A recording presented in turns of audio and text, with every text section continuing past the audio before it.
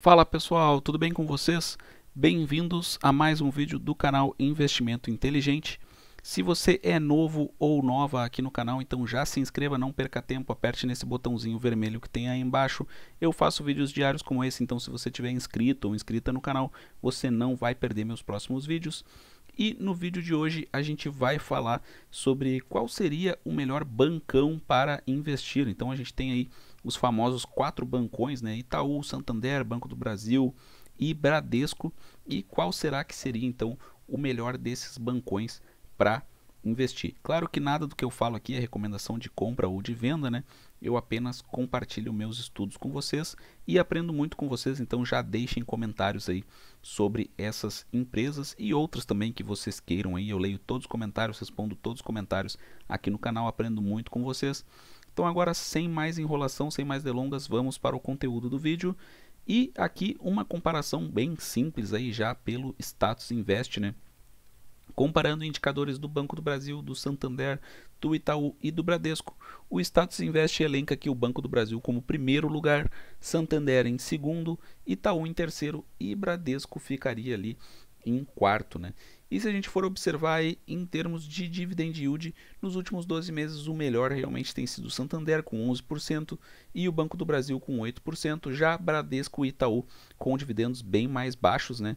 Mas claro, o Bradesco tem aquela vantagem que ele remunera também os acionistas através de bonificações todos os anos, comumente ocorre em abril. Já o Itaú realmente está com um dividend yield bem baixo. E se a gente for ver o PL aqui, indicador preço-lucro, né? O Banco do Brasil está com um desconto bem grande aí, é negociado com PL de 4, o Santander PL de 7, igual ao Bradesco, né, 7 também, e o Itaú teria aí o maior dos múltiplos aí entre os bancões, um PL de 8. E se a gente for ver o PVP, que também é muito usado para avaliar bancos, o Banco do Brasil tem aí um desconto bem grande, PVP de 0,67, Santander um PVP de 0,97, então são os dois bancões aí que são negociados com PVP abaixo de 1, né? Então são negociados abaixo do valor patrimonial. Já o Bradesco é negociado acima do valor patrimonial, 1,18, e o Itaú 1,49. Então o Itaú tem o maior PL entre os bancões e o maior PVP, enquanto o Banco do Brasil tem o menor PL entre os bancões e o menor PVP. Então, aqui já para começar uma comparação entre essas empresas. E se a gente for ver, o Itaú, na verdade, é uma empresa que eu até não falo muito aqui no canal, porque eu acredito que o Itaú remunera mal o acionista. Essa é uma opinião pessoal, né? Acredito que remunera mal o acionista. Tem aí um dividend yield muito baixo, né, nos últimos 12 meses, de apenas 2,5%, enquanto outros bancões pagam muito mais que isso. E o Itaú, claro, teria a vantagem, quem investe em Itaú, teria a vantagem, digamos assim, de estar investindo no maior banco da América Latina, que tem também uma excelente gestão aí, inclusive em termos mundiais, a gente poderia falar assim. Então o Itaú realmente ele é muito grande, é o maior banco da América Latina. Então quem investe em Itaú teria essa vantagem, digamos assim, de estar investindo num banco que é o bancão dos bancões, a gente poderia colocar assim, já que em termos de ativos aí o Itaú realmente é o maior banco da América Latina. Mas na minha opinião, realmente o banco mais descontado é o Banco do Brasil, e eu não falo nem isso por conta apenas do PL e do PVP que eu mostrei ali, que entre os bancões é o menor. E se a gente observar aqui o lucro líquido do Banco do Brasil, a gente pode ver que em 2019 o Banco do Brasil registrou 16 bilhões de lucro líquido.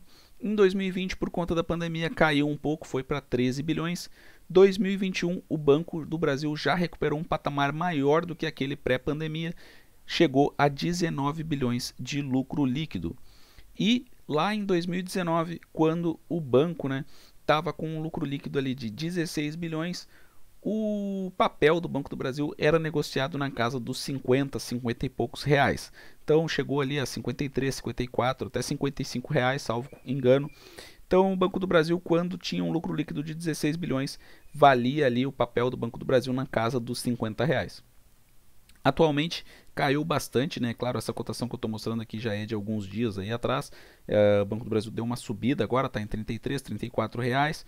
Mas mesmo assim, né, nunca mais voltou para aquele patamar de quando tinha um lucro líquido de 16 bilhões. E 2021 nós vemos aqui que o lucro líquido chegou a 19 bilhões, um patamar acima do patamar pré-pandemia. E mesmo assim o Banco do Brasil continuou sendo negociado na casa dos 30 e poucos, até 28, 29. E se a gente observar aqui os resultados do primeiro trimestre do Banco do Brasil, a gente vê que já em 2022 o lucro líquido ajustado ficou em 6,6 bilhões. E existem algumas notícias aí que dão conta que o lucro líquido no segundo trimestre de 2022 deve ficar entre 6,5 e 6,7 bilhões. Então, o Banco do Brasil deve manter esse patamar aí que atingiu no primeiro trimestre. E claro, se a gente fizer uma conta muito simples aí, 6 vezes 4, né, 6 bilhões vezes 4 trimestres, o Banco do Brasil deve sim chegar a um lucro líquido no final do ano, né, total de 24 bilhões, acima de 24 bilhões até. E o guidance do Banco do Brasil, aqui as projeções para 2022, o Banco do Brasil mira aí um lucro líquido entre 23 bilhões e 26 bilhões. Então, muito provavelmente, já vendo esses resultados do Banco do Brasil, é muito provável que o Banco do Brasil vá sim atingir essa meta, né? Ficar entre 23 e 26 bilhões de lucro líquido no ano de 2022. E se a gente for observar aqui, mesmo sendo uma estatal que costuma ter um certo desconto, o Banco do Brasil tem um índice de eficiência cada vez melhor, aí, caindo cada vez mais. Lembrando que quando a gente fala de bancos, esse índice de eficiência quanto menor, melhor, e a gente vê aí que cada vez mais esse índice cai.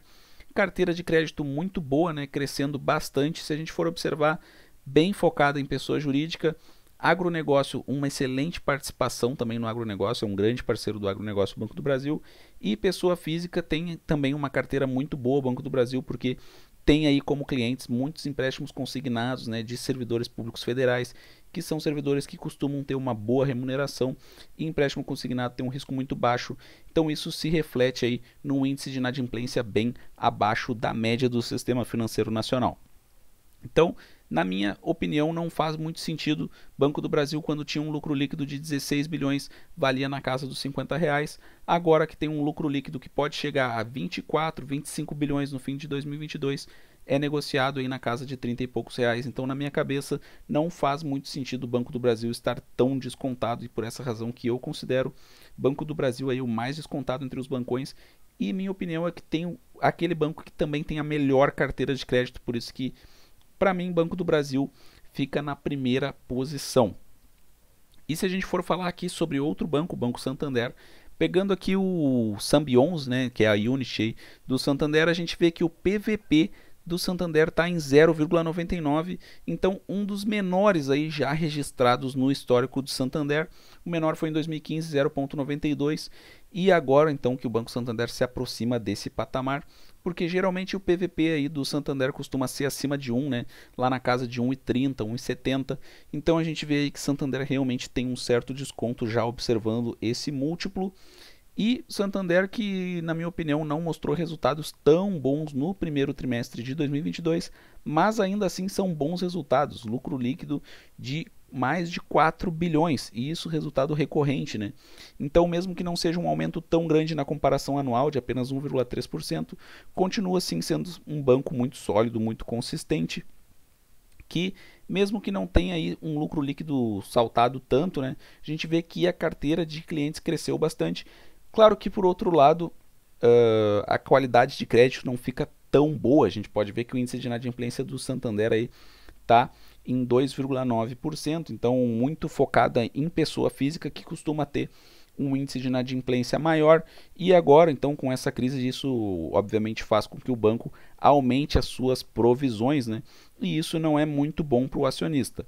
Mas Santander continua assim, como eu falei, sendo um banco consistente, um banco sólido e bom pagador de dividendos. A gente vê aí 11,05 nos últimos 12 meses e, no geral, um bom histórico de pagamento de dividendos para Santander. Então, Santander é sim uma boa empresa aí previdenciária, a gente poderia dizer assim. E se a gente for ver aqui o Bradesco não tem um dividend yield tão grande, mas por outro lado costuma remunerar os acionistas através de bonificações. Bonificação também é uma remuneração e eu acho uma boa remuneração, mas enfim, cada um, claro, essa é a minha opinião pessoal. Na minha opinião também, a carteira de crédito do Bradesco é um pouco melhor que a do Santander, minha opinião, porque ele tem aí um grande foco em pessoas jurídicas. 60% da carteira de crédito é para pessoas jurídicas, 39% para pessoas físicas. Então, isso, na minha opinião, 40% para grandes empresas. Então, o Bradesco aí atende um nicho bem interessante. E aqui tem excelentes resultados financeiros também. Primeiro trimestre de 2022, lucro líquido recorrente de 6,8 bilhões, até maior do que o do Banco do Brasil, né?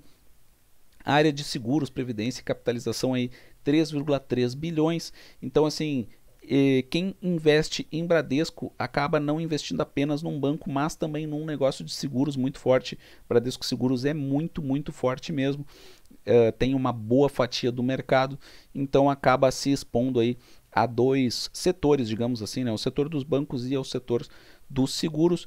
E tem, claro, essa vantagem aí das bonificações. Recebe dividendos também não tão altos nos últimos tempos, mas tradicionalmente Bradesco faz uma bonificação todos os anos aí de 10%. E uma carteira também muito grande, né, de 834 bilhões. Então o Bradesco, na minha opinião, ficaria em segundo lugar. Então eu pessoalmente, claro, nada aqui é recomendação, né?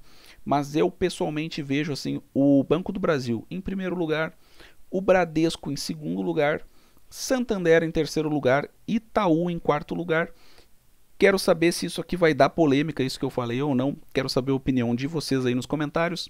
Espero que tenham gostado do vídeo. E, claro, leiam aí, né? Respondam aí, escrevam comentários, eu leio todos os comentários. E se inscrevam no canal, se chegou até aqui, é obrigatório, né? Deixa um like aí, se inscreve no canal. Um forte abraço a todos e até a próxima.